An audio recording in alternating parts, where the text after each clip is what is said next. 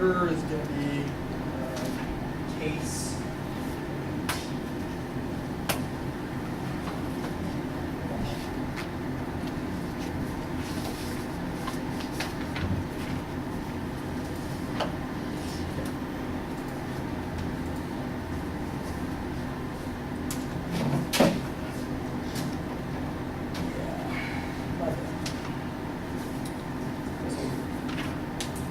Ready?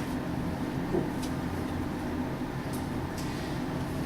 The fact that the affirmative is complying with some white or dominant structures like speech times or being in a federally funded university and a federally funded activity such as debate, proofs or claim that being topical without denying their identity and not a genuine argument. There is zero reason why being topical necessarily obviate their identity by the fact that they make an opinion about what the federal government should do means that they have to classify themselves as a specific identity. You can obviously not define an identity or authenticity of a person based on an argument whether they present a debate, i.e. whether or not you defend a topical action does not determine whether or not you are an authentic person. This is proven by the fact that they already existed in institutions that already tied to is to disprove the argument that they can never exist in dominant paradigms or they can never exist in a world in which topical requirements or constraints exist in the world of debate, which there is zero warrant provided in any other piece of Jewish evidence. Call for it after the round does not actually say their identity cannot defend topical actions about the benefits of rap and the ability to communicate arguments with and about the government, which means that you can do this on the affirmative. You can rap about how the government should not do police violence as your big crit evidence and Killer Mike evidence does, and you can tie that to an advocation for why there should be restrictions on the president's war power authority to conduct the war on drugs, which is necessarily tied to large measures of police violence. This is just one example of how they can tie the raps that they have already read and the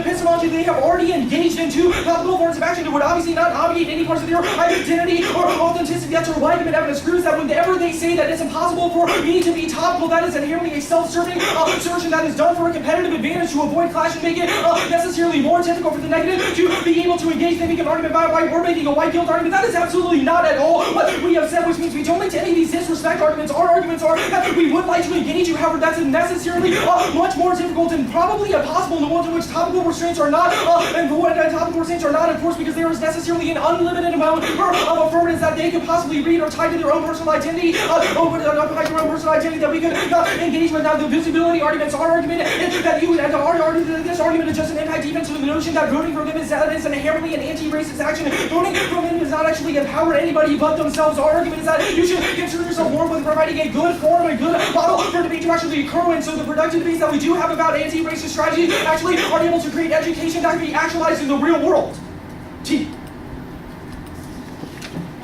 They've already spotted this as being important, which means that if we went anywhere linking internal link arguments about predictability and limits, and there's no reason for why that necessarily constrains the negative's ability to actually have a productive engagement with the affirmative arguments and with their educational claims that they want to have debates about, then it's impossible for them to actualize that education in the real world. They conceded the rigorous testing argument or Zappa evidence or Talese evidence indicates that you necessarily have to defend an action against a well-prepared opponent before you are able to articulate that as a persuasive vision and persuade anybody else to do so. The fact that there are evil people in the world, the fact that police brutality exists in the real world, the fact that there are a lot of harms that exist in the real world proves that just engaging in a type of debate in which you can identify a harm with rap such as police brutality and then say you restrict that violence does not actually lead to any type of education or productive debate in which you can actualize that knowledge you take and apply it within the real world. They conceded the limits argument. I already listed like 50 different examples of affirmatives that they could possibly read. They could just apply the same exact advocacy statement into a different identity group, and that's a new argument. The fact that they are saying that we do not have specific enough evidence on any of these questions is a proof of our predictability arguments. When is the point of which we have adequately engage these types of affirmatives or the specific affirmative? There was an end-around abuse in this instance because there was zero way for the negative to engage, because they could always change a single word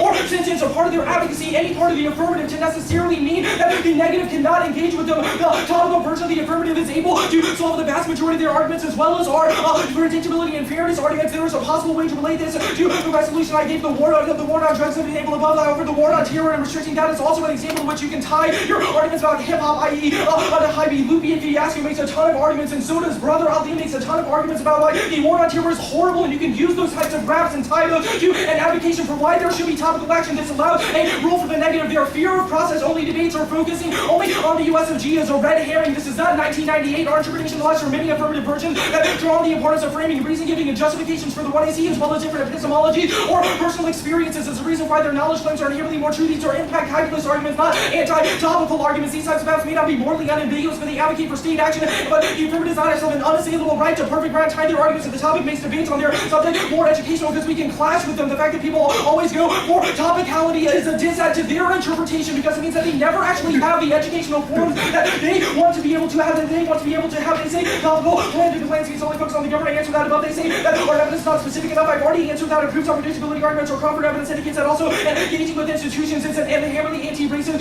is inherently an anti-racist possibility that anybody could possibly engage with. They say, again, trace on topicality, leave us out. No, of all the topical version of affirmative arguments made above and the authenticity arguments made on the case will prove that you are not left out of the world of topical affirmative. They say you have to engage in the next level affirmative. They conceded all the reasons why pre-ordination outweigh education or real evidence indicates that they should be played for its own sake because it's inherently a game, which means if you prioritize anything external to the game inevitably collapses on itself. The fact that they said the game is important for education proves that if they collapse the game, then they don't access any of their offensive arguments. They also see the viewer evidence that indicates that all of the ethical education that they say that they learn, that they have learned by engaging in debate is not mutually exclusive with topical action, or viewer evidence indicates that in the world in which you are, in the world in which there are constraints for you to identify with a group that are a position that you don't necessarily agree with makes you more educational because it makes you more tolerant and an understanding of alternative arguments. It also allows you to argue against them better, which means you are better able to actualize an anti-racist politics. They say fairness is not unique. They do not list a single example, though it's obviously kind of understandable for why life is inherently more unfair for blacks than whites because whites have specific privilege. That's not a reason why being topical is necessarily a mandated unfairness that puts you at an